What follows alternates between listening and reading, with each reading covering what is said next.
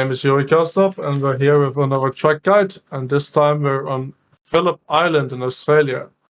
We're back with our trusty Rexy, and this track, I think it's really tricky. A lot of these corners, they keep going, which means that the apex isn't as important, the line isn't as important. What's really important is keeping the speed up and keeping the right balance in the car.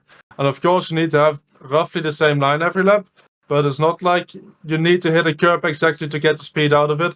It's more about keeping the speed up through the corner and getting a nice exit out of the corner, which can end up giving you a really nice flow through the track if you start to get it right every lap. Let's have a look on the hot lap and see how we do that. Alright, so here we are, end of sector 2, start of sector 3, starting our lap. As usual, we're on race fuel. It's a very short but flowy track. Corners go actually really quick and they keep going quite a bit as well. So setting up the lap, the last corner should be easy flat. And for turn 1, I like to press the brake very slightly to put weight on the front end so we have more rotation.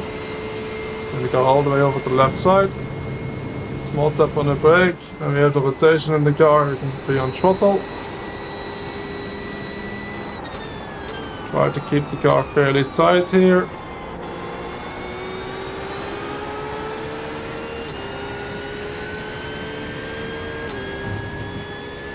Turn 3, we brake at about the 120.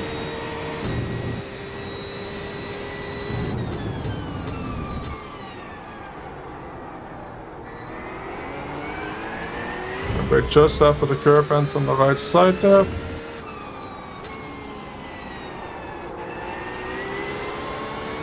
Keep the speed up as much as we can.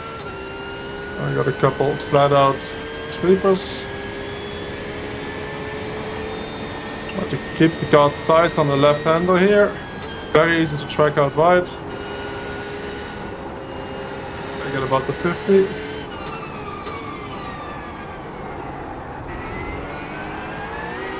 I'm careful of understeering wide on the exit here. And last corner again should be easy flat. That's the lap around Phillip Island.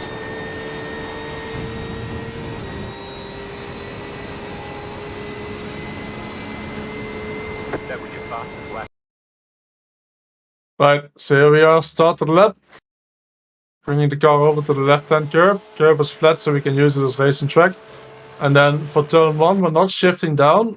You can just lift a tiny bit here and make the corner, but I found that if you touch the brake a tiny bit, it puts a bit of weight to the front end of the car. So tiny touch on the brake here, puts a bit of weight, and I can go back onto the throttle a lot earlier than if I just lift. Turn 2. I don't think you have to open it up as wide as I do. You can also open it up from the middle of the track. This time I just had nice rotation in turn 1. And then touch the brakes. And you don't want to run too wide in the middle of the corner here. So you don't want to run all the way to the outside. You don't want to just hug the curb either. You want to be around the middle of the track to start going towards the inside here at the end of the corner. Try to get a good exit from here. The car tends to understeer a bit wide. And there's an off track here on the right side. That's really strict. Even touching the grass here a bit too much with 2 tires will get you that off track. Just want to make sure to avoid that. And we have basically a straight running up to turn 3. Again, the curbs are really flat here, so we're just using them as racing track. We brake at about the 120, 130 for the hairpin on the left side. Try to open up the corner. Make sure we get good traction out of this, nothing too special. Then the next corner is a sweeper and it keeps going. So I try to tap the brakes a bit after the curb ends on the right hand side. And then keep the car in third for a bit. So not to second too early, it keeps a bit more stability. And then we just wait a bit, low on the inputs to make sure we keep the same car behavior. And then slowly getting back on power. If you're too early back on power here, the car is going to understeer wide and then hit the grass here next. It's really easy to do. So make sure you're patient with going, especially flat out. You got a couple of flat sweepers here. Bring your car over to the right hand side here. tiny tap on the brakes, and then this is, in my opinion, the trickiest corner to learn the line in. The tiny tap on the brakes, and we want to make sure to not be completely at the inside curb here, but around the middle here, and then we only want to touch the inside curb when we get close to the top of the hill.